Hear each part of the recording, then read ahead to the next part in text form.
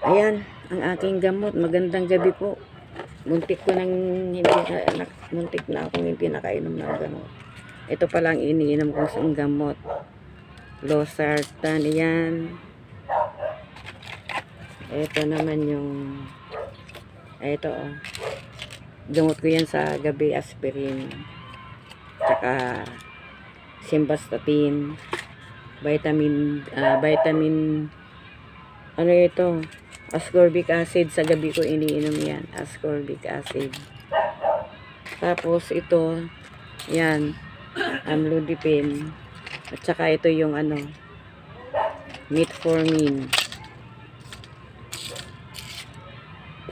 Naubusan ako ng B-complex.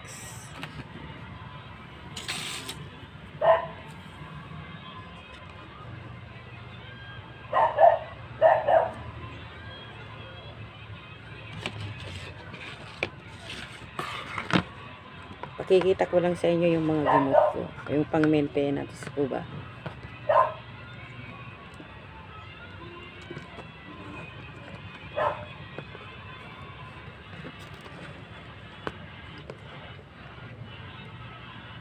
Ito yung pang-umaga.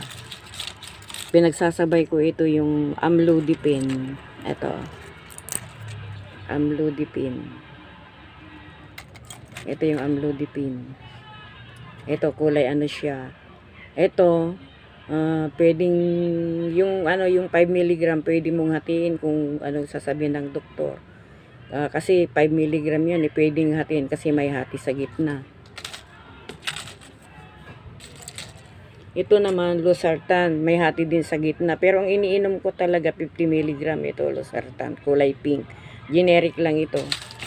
Ito naman, pag nasusubran ako ng kain, iniinom ko talaga sa umaga. Kasi, siyempre, nag-BBP ako sa umaga. Nagugutom din ako. Kaya, nadadamihan kong kumain sa umaga. Once a day lang ito, pero hindi naman araw-araw iniinom ko to. Basta maraki. Ngayon, ang iinumin ko ngayon ito. Para sa puso. Aspirin. Saka ito. Simvastatin. Para sa ano ito, sa cholesterol. Tapos ito, vitamin D. Ascorbic acid plus vitamin D. Ito. Ito siya.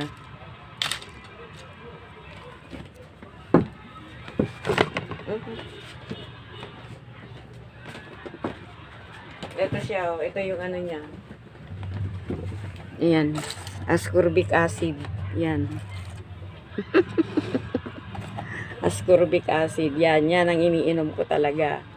Ring umaga. Yan. Ascorbic acid. Yan.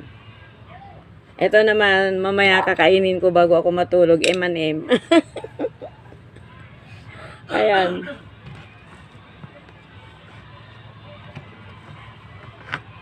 Ayan, ready to drink na ako nito. Muntik na nga akong hindi matutulog na sana ako. Kaya lang, naaalala ko na hindi pa pala ako uminom ng gamot.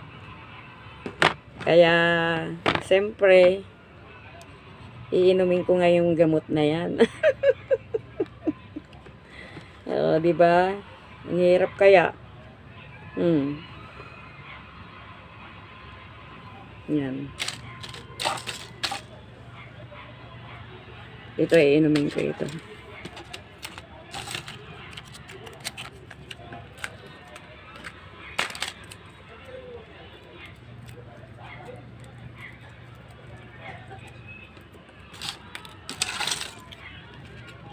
Pagsasabay-sabayin ko. Ito ay pinagsasabay ko ito sa umaga. Tatlo.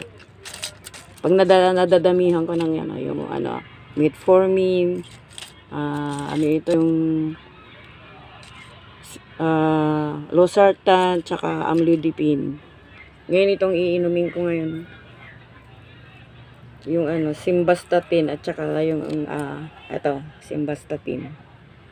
Ito siya. Iinumin ko siya ngayon. Sabay yan.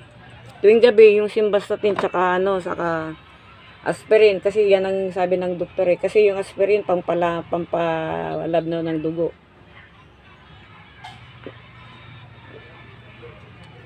At saka sa puso din.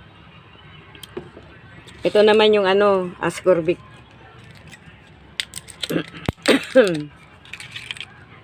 Yan siya, oh. Capsule. Capsule siya, yan.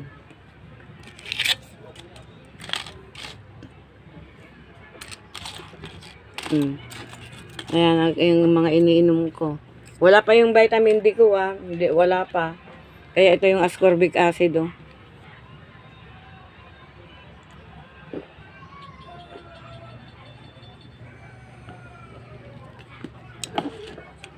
Kaya kayo kung meron kayong iniinom sa gabi, inumin po ninyo. Pag sinabi ng doktor na inumin mo sa gabi, iinumin nyo.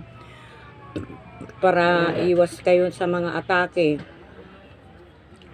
Kaya, kayong mga na ano, yung bang nire-resetahan ng mga magagandang gamutin mo lang po kayo.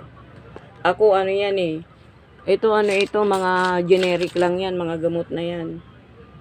Kasi kung branded yan, mahal. Kasi natapos ko ang branded. Siyempre, pag wala na akong pera, hindi na ako makakabili ng ano, ng branded, ano na lang, generic. Kaya, kung ano man yung iniinom po ninyo, kung sakali wala kayong pera, branded, magpareseta na lang kayo sa doktor ng ano, ng mumurahin. Pero ganun pa rin. Sabi nila yung generic at saka branded, hindi magkapareho, kaya lang ho, yung branded talaga mahal. Yung generic ho, mura. Pero pareho rin ang ano po nun, ang trabaho sa ating katawan, yung mga gamot na yun. Tsaka marami pong tubig ang iinumin po ninyo. Tsaka sa umaga, pagkagising po ninyo, uminom po kayo ng maligamgam. Para yung kinain po natin kagabi, lulusawin niya yung ano, yung mga mantika, ganun. Hindi naman mainit naman, ano, iinumin mo, maligamgam lang. Thank you. See you my next video. Please subscribe, likes. Sana magustuhan po ninyo ang aking video. Maraming salamat po. Bye-bye. Ayan. Ayan na po yung aking mga gamot. Thank you. Sa mga silent subscriber ko, salamat. Sa tumatangkilik, maraming salamat.